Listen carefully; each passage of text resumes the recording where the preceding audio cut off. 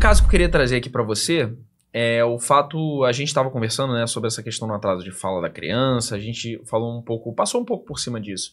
E aí eu queria saber de você, eu acho que tem alguma relação o fato da criança ter um tipo de exposição não, ela ficar muito tempo com tablet, uso de tecnologia, tudo isso que veio com o advento das redes sociais. No que isso interfere no teu trabalho de uma maneira geral? Porque você fala muito dos teus conteúdos na internet sobre o atraso de fala na criança. Sim, o atraso de fala está muito relacionado ao advento das redes sociais. Porque a criança, ela fica, às vezes, exposta à tela um período muito grande. E aí ela não tem interação com os familiares, ela não tem interação com as outras crianças. Interação social, de uma maneira Interação social. Exatamente, a interação social com as outras pessoas. Então ela não desenvolve a fala, ela fica vidrada ali. A criança que está na frente da tela, ela fica vidrada. E ela tem que ter um estímulo com um livro, com um brinquedo que ela tenha, esses brinquedos montessorianos que tem agora hoje em dia. Ela tem que ir no parquinho, ela tem que interagir com as outras crianças. Ela tem que ser criança. Ela tem que ser criança. E com a facilidade da tela, às vezes os pais não têm a ideia. Entrega o tablet pra ela parar de chorar um pouquinho. Isso pode ser perigoso, tá? Inclusive, até recentemente eu vi um podcast, eu acho, de uma atriz, a atriz Tayla Ayala, que falava que de um dos filhos dela, que ela não se preocupou, não teve esse insight, né, de não expor a criança à tela, e aí a criança começou a ter um atraso no desenvolvimento. E aí ela foi nos médicos procurar o que estava acontecendo. Sim. E aí teve a questão, ela falou assim, não, meu filho fica exposto à tela, assim. E aí eles falaram assim, olha, vamos tentar tirar a tela do teu filho antes de a gente tentar qualquer outro tipo de tratamento por um mês. Aí ela disse que foi, assim, uma coisa absurda o que a criança desenvolveu em um mês, o que ela não tinha desenvolvido antes. Isso por causa da tela. O cérebro de uma criança é uma esponja, né? Então as primeiras coisas que ela vê, ela vai absorver. Então, acho que realmente você entregar tela, você deixar a criança muito tempo com rede social, com essa coisa, às vezes com um vídeo, pode não ser legal, principalmente nos primeiros anos de vida. Mas é legal você trazer esse caso, porque é uma recomendação. Muitos pais, eu acredito, que às vezes entreguem para meio que a criança se distrair um pouco, né? Sim, a Sociedade Brasileira de Otorrinolaringologia, a Sociedade Brasileira de Pediatria orientam que até os 2 anos de idade seja zero tela. Mas zero. Isso não impede da criança ter uma videochamada com um avô que mora distante. Tudo também tem as suas exceções. Mas até 2 anos é zero tela.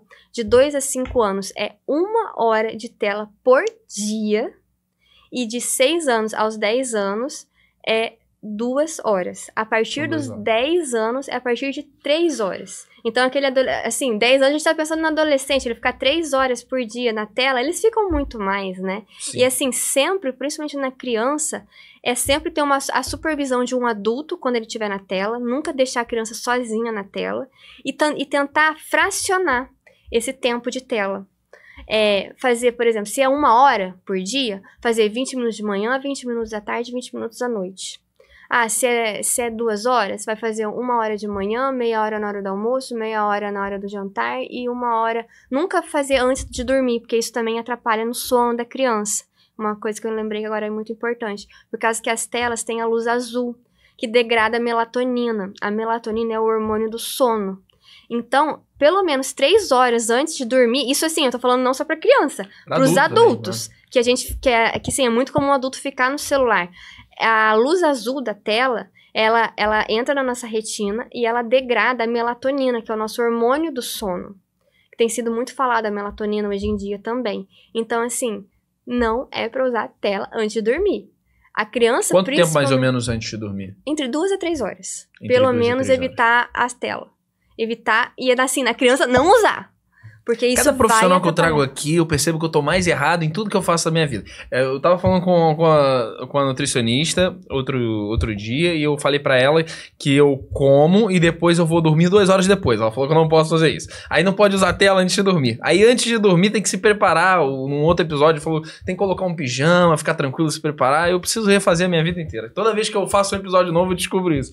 Mas é legal você trazer isso de uma maneira geral, Porque é questão de conscientização, principalmente para as crianças, né? O Pros adulto, pais, ele tem a própria responsabilidade, né? Se você não quer... você sabe o que é certo, se você não seguir, você sofre as consequências.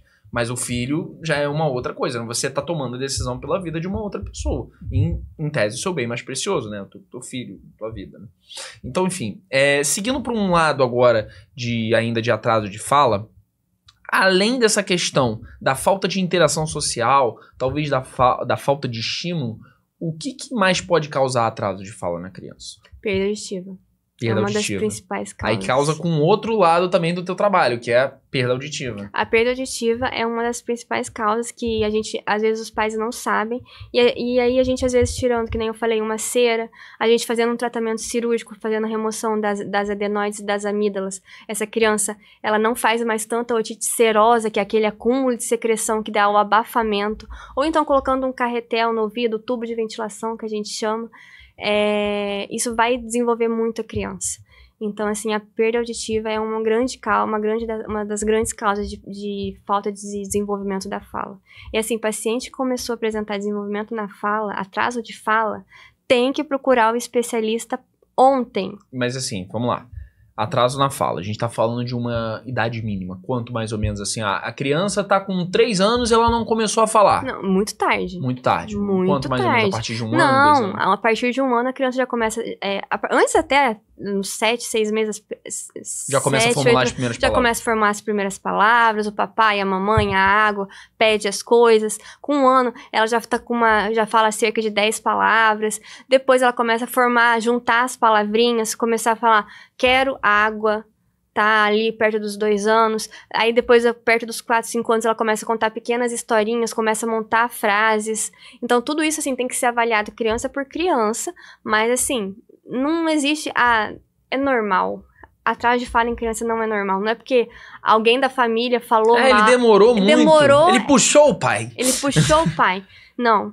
Então, o pai talvez também tinha alguma alteração que não foi descoberta. E é muito comum a gente descobrir... Que pode ter prejudicado ele ao longo da vida, né? Exatamente. E agora muita gente tem estudado também sobre o atraso, o transtorno do espectro autista, que está muito relacionado ao déficit de fala, ao atraso de fala, né?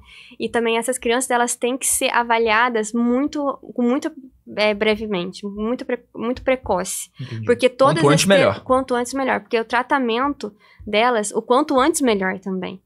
E também a gente tem uma outra alteração da fala que a gente chama de transtorno do desenvolvimento da linguagem. Que a criança, ela fala, mas ela tem algumas características no desenvolvimento da fala dela que também é alterado. E também tem que ter terapias específicas. Entendi. Então a gente precisa... Peraí. Não vai embora não. Se você acabou de assistir esse corte, dá o like, comenta, interage aqui com o vídeo para ajudar a gente e dá uma olhada aqui no canal de corte. Se você gostar de outro, acompanha, ver se te interessa ver mais alguma coisa. E claro, o episódio completo desse corte que você acabou de assistir está disponível já no canal oficial do podcast Bússola Profissional. Te espero lá.